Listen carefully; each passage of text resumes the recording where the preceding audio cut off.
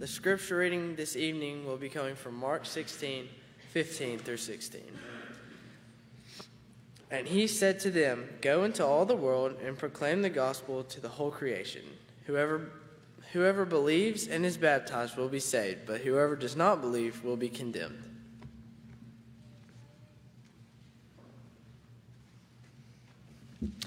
Good evening. I'd like to welcome everyone here this evening to our uplift service.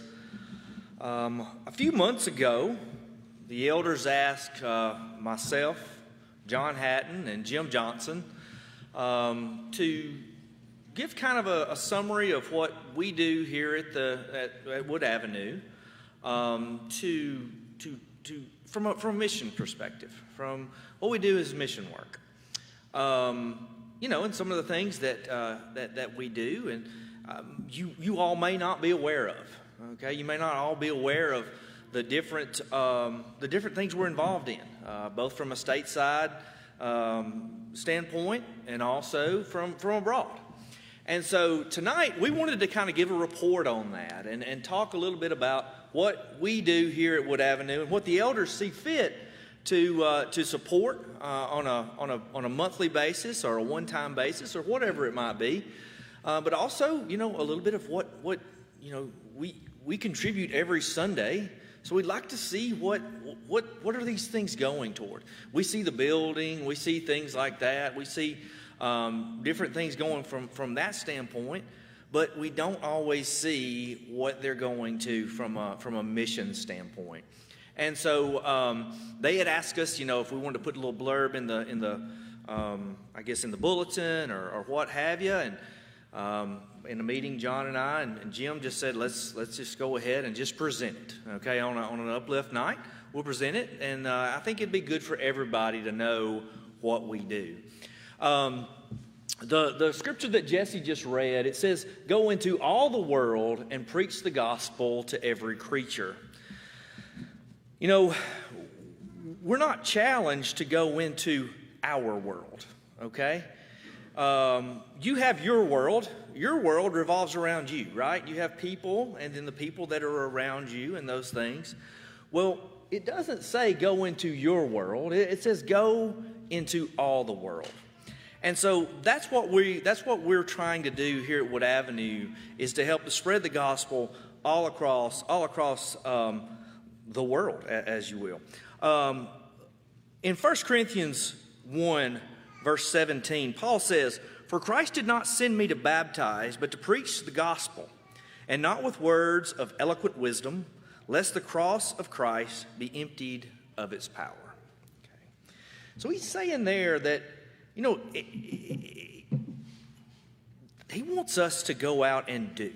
Okay? We may not be the best at everything we do as far as that goes, going out and spreading the gospel. He wants us to do it. We don't have to be eloquent in what we do. We just have to go out and do. And so that's what we're trying to do here, and with the evangelism committee and with the elders, trying to spread it amongst different organizations and support those organizations that do a good job in it. The way I will kind of format my portion of this today is around what we're doing for Alabama Christian or children's missions. Okay, many of you know, a lot of you may not know what Child Haven is. Child Haven Children's Home in Coleman, Alabama.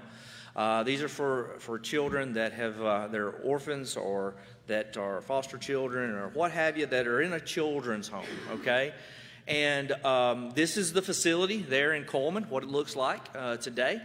And they house several kids, both boys and girls, of course, in different facilities. But they help them and help them to kind of get through and get on till they turn 18. Unfortunately, in our system in Alabama, after they turn 18, they have to be put out into the world, okay? But that's what we try to do. And every year, if you were here this November, you hear about the Thanksgiving Appeal. If you heard about the Child Haven Thanksgiving Appeal, that's what this is about.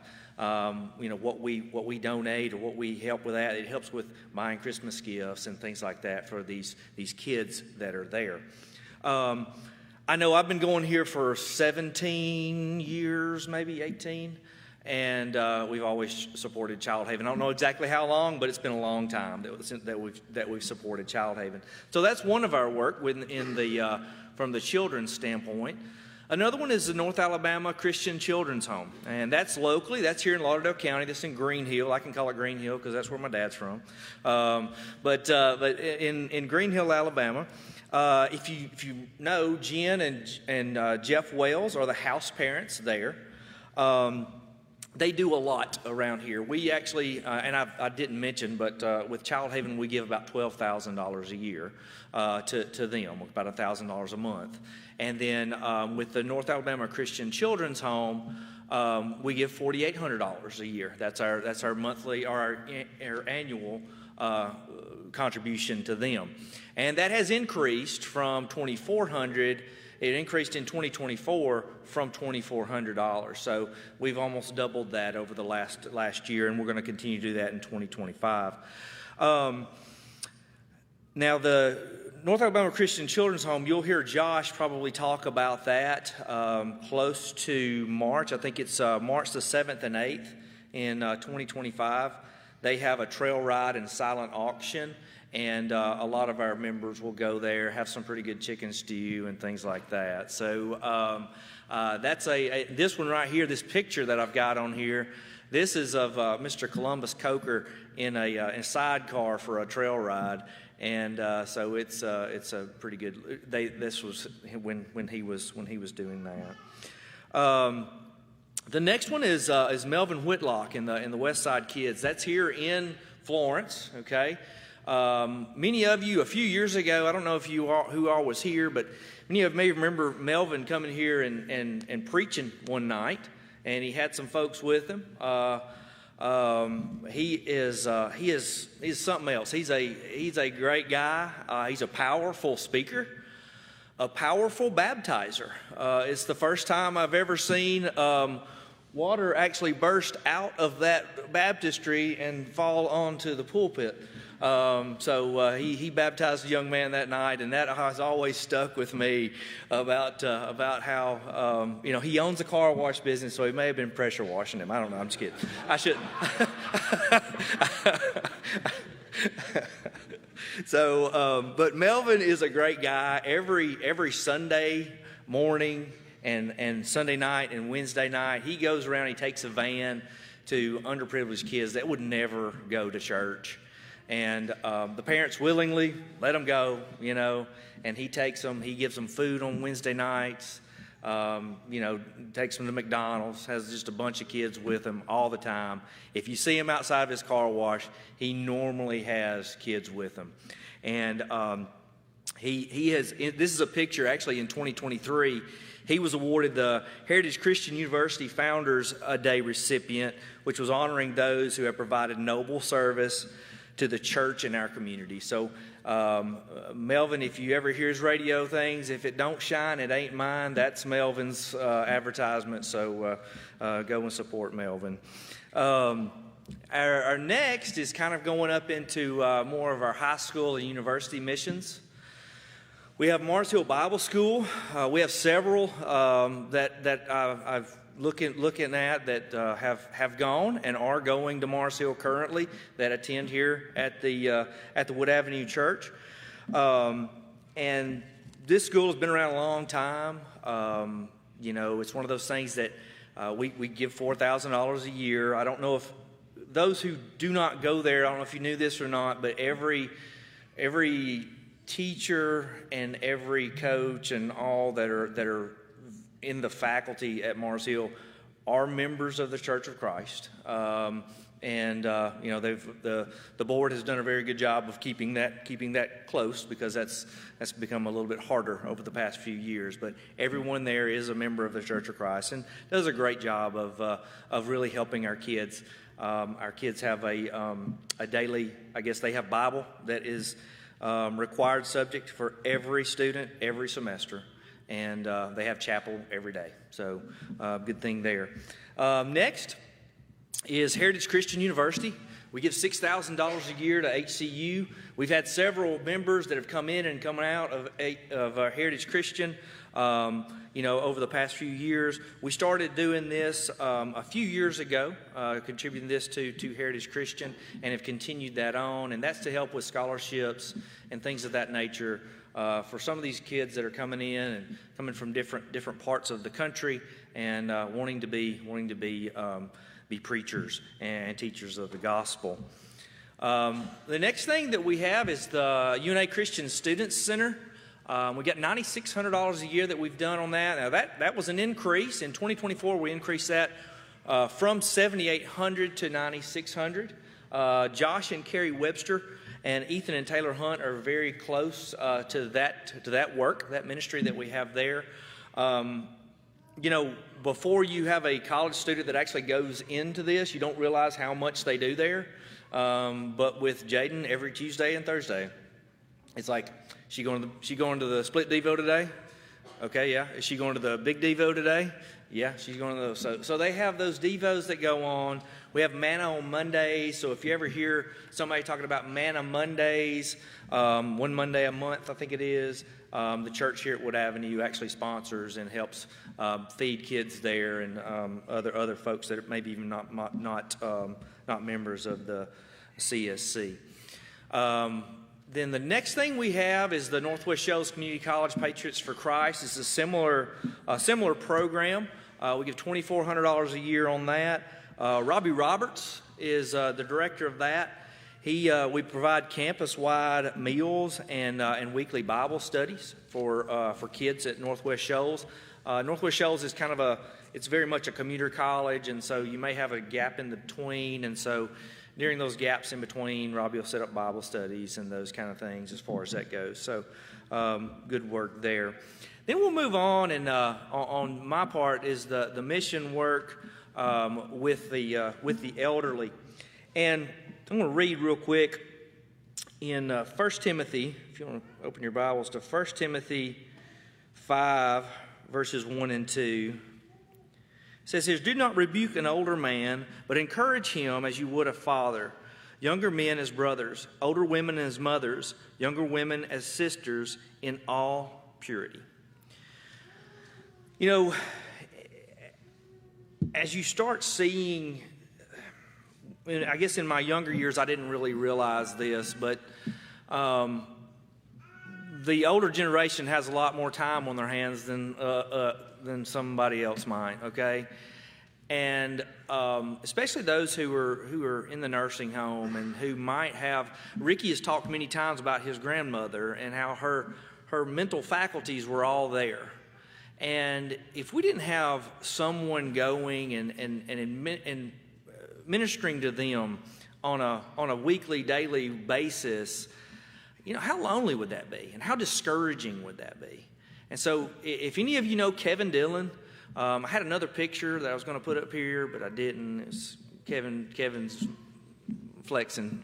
If anybody's seen he's got a picture of him flexing that he puts on all his emails and all this different stuff. But this is in his younger days. But Kevin is a hard worker. He has always really, really worked hard and has a love for doing this. And I don't even know how many Bible studies he does a week.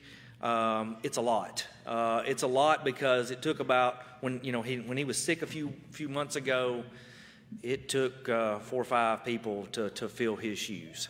So he does a really good work there in the nursing homes and among the elderly and affirmed. But we give $2,400 a year for that. The next thing is the Church of Christ disaster relief.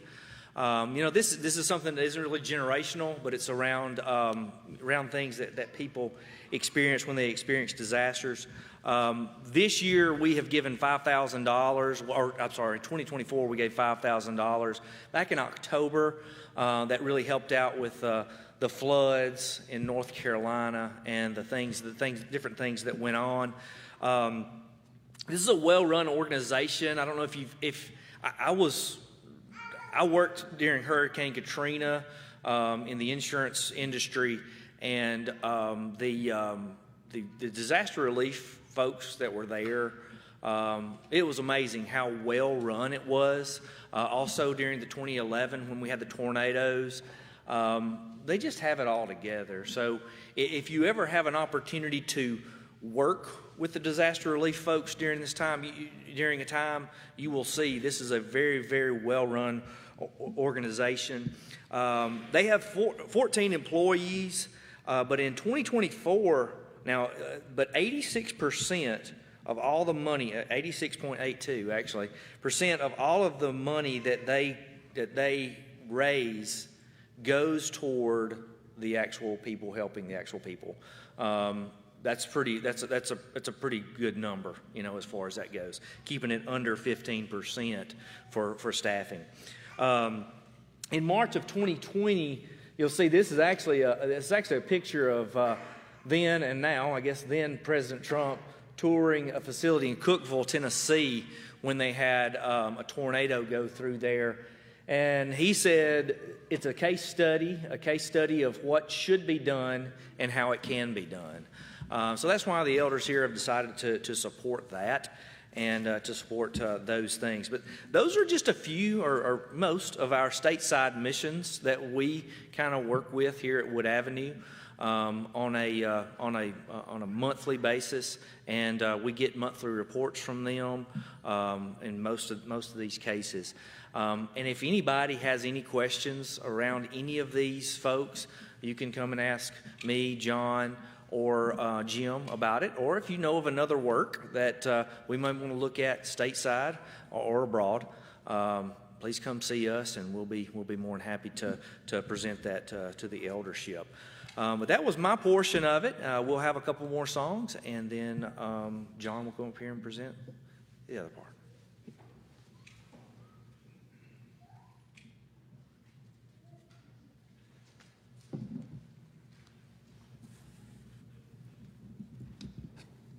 Jason talked to you about the mission work that we do here local, the domestic work. I'm going to talk some about the foreign mission work that the elders have chosen to support.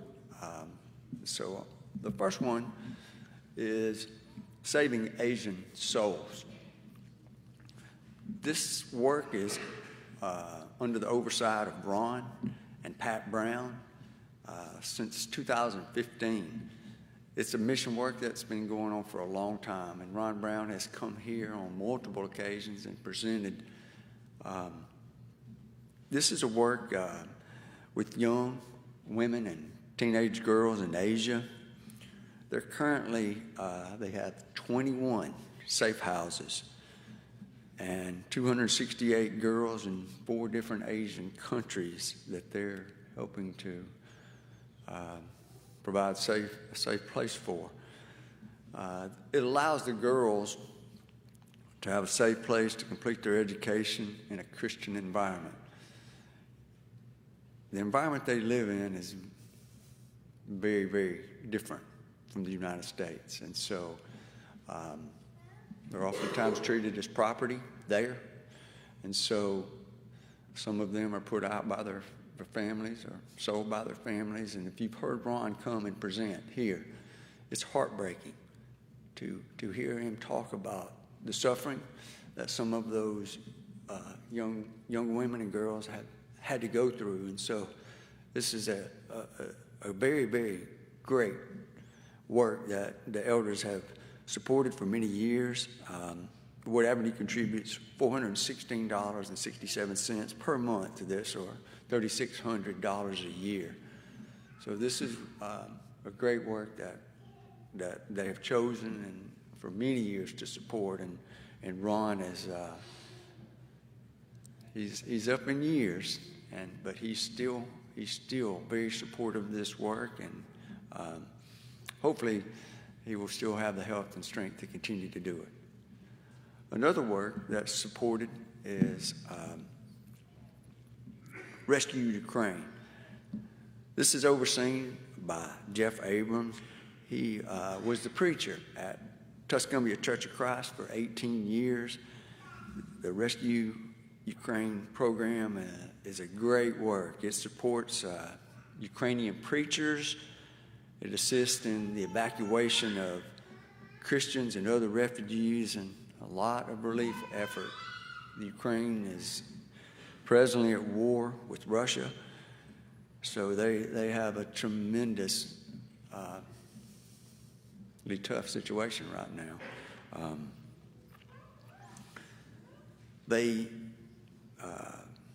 Their outreach efforts include things like providing translations and for different materials and Bibles. They have children's outreach. They host an annual Bible camp, Camp Americrane, which is the largest in Europe, and it has continued to be hosted even during the war. And so they've had to move it to safer locations, but they have continued to have it and participate. Since the invasion of the Ukraine in February of 2022, about 600 Ukrainians have been converted to Christianity through this work. So even during wartime, 600 converts. Wood Avenue contributes $1,000 per month, or $12,000 a year, to this mission work. Next, we want to talk about Costa Rica.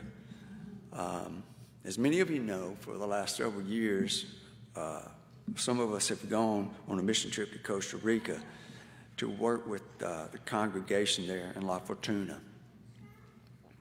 This is a work began in 2014 by Ricky and Ashley Berger, and they were working with the local preacher there, Hayner, who is a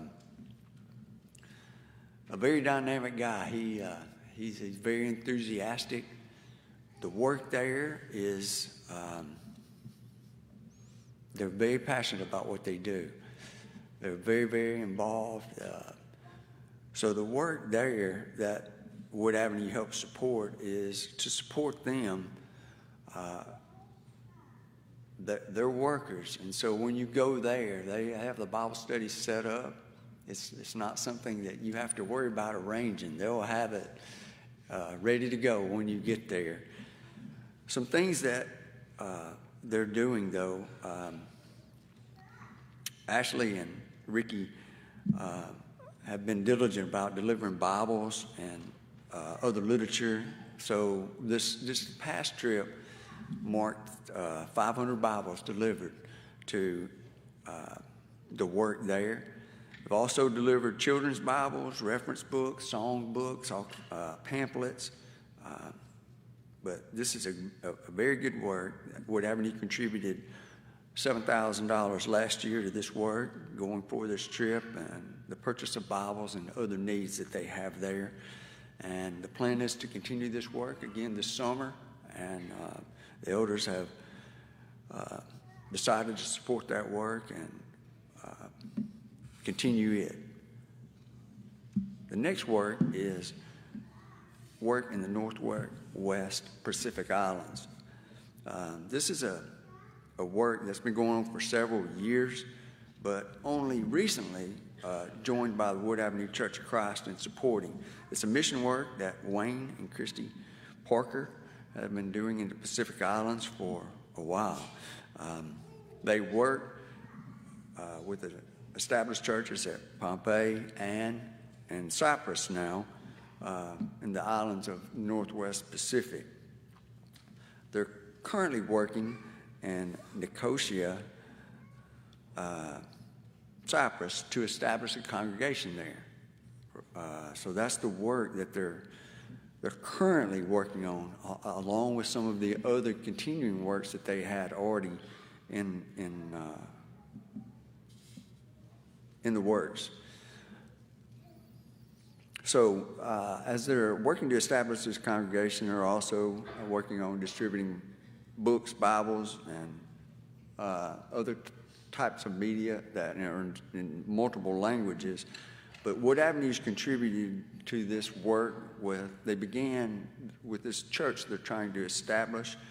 They the elders decided to give an initial donation of $5,000 for the startup work in Cyprus, and they're sending an additional $1,000 a month for a total of $12,000 a year for this mission work in the Northwest Pacific Islands. Another work that the elders have supported for many, many years is the World Mission Radio. This was established in 2009 by James Jones. The World Mission Radio broadcasts the gospel to most of the United States, parts of Canada, and in all Spanish-speaking Latin American countries. In 2024, it's estimated at an average 100 conversions per month. So this is a long-standing work that many congregations of the Church of Christ support. It's lots and lots of converts from this one work. There are places, where the radio is the main source of communication. You get news from that. We don't live in that world here anymore, but in the past that used to be, and in parts of the world it still is, a very vital part of communication. Wood Avenue gives $225 per month to this for a total of $2,700 per year. Within the budget, each year, the elders also have a mission other column where sometimes they give one-time contributions to other mission works. This year they chose to give an additional work of John Dean in a work called the Indian Mission Work. This work is overseen by John Dean. There's some congregations here local that have supported this for many years.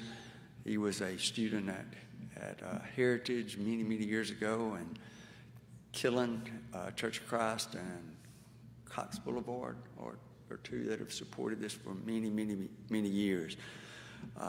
And so the elders, we met with them after John came and spoke to us and decided to give a one-time contribution of $1,000 to support the work there.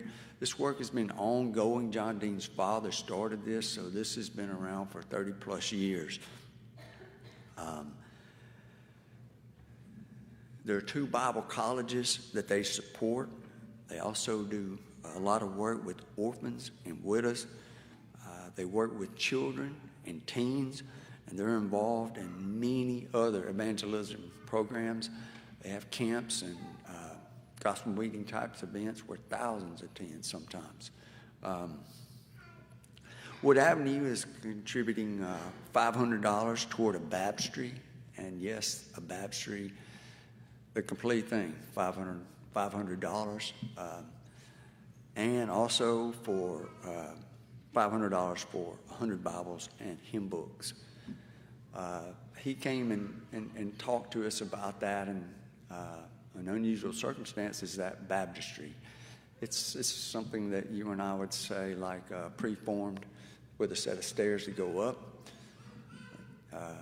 He explained to us that the issue there is the rivers and streams are considered holy, and they were running into conflicts with baptisms because they were being prohibited from performing baptisms in that sacred water. And so this is a way a need that they had, and so they had to figure out a way to do it and stay away from the public waters. And if you know anything about India, those public waters are nasty anyway, and so it's interesting though that this one thing, that $500 would be something that would help save souls. And so the elders had chosen to support that work. These are the foreign missions that I wanted to report out to you. And so that's the works, as Jason said. There are many domestic works, and there's also these works that are outside and in other parts of the world. So if you have any questions about any of these foreign mission works, you can see Jim, myself, or Jason, and we'll be glad to talk to you about those. I want to close by going back and looking at a couple of scriptures. Jason started tonight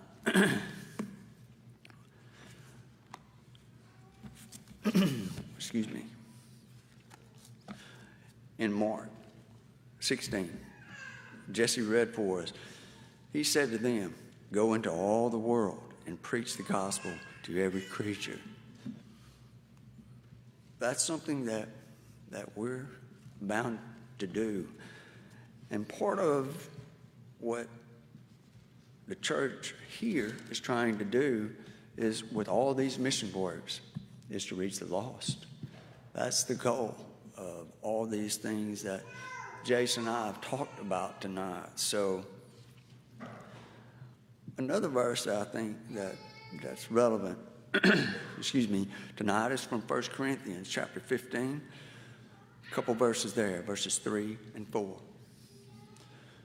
"For I delivered to you first to all that which I also received, that Christ died for our sins, according to the Scriptures, and that he was buried, and he rose again the third day, according to the Scriptures." Christ died for us. He died for everyone. The mission work here and for each of us should be to bring those that are lost to Christ. He gave us that gift. God sent his Son here from heaven, and that, if we obey his will, we can look toward the opportunity to live in heaven. The work, mission work, and any of this type work, it comes down to what we call that plan of salvation that we all have heard. That we should hear, and we learn about that in Romans 10 and verse 17. We also hear about that we should believe. In John 8, verse 24, it talks about that. Repent is the next step that we learn about from Luke 13, verse 3 and 5, and that we should confess in Romans 10, verse 10. Then be baptized. It's talked about in Acts 2:38. And then the last one is to live faithfully in Revelation 2, verse 10. These 6 steps, most of you in this room have heard over and over and over. This mission work, though, is going into places that have never heard those things. So I would say, we're blessed that we have had those opportunities. And I would say, for me personally, I'm thankful that the elders are supportive of all these works to try to make these 6 things possible for others here and throughout the world. So I would close by saying, those 6 steps are applicable tonight. If there's someone here who needs to obey the gospel, we would pray that you do so tonight. Also, from that 6th step, if you are a baptized believer and you have something amiss in your life, we would ask that you would make that right even tonight. Spencer's going to come and lead us in a song. And if you need to respond, we ask that you do so as he comes and leads us.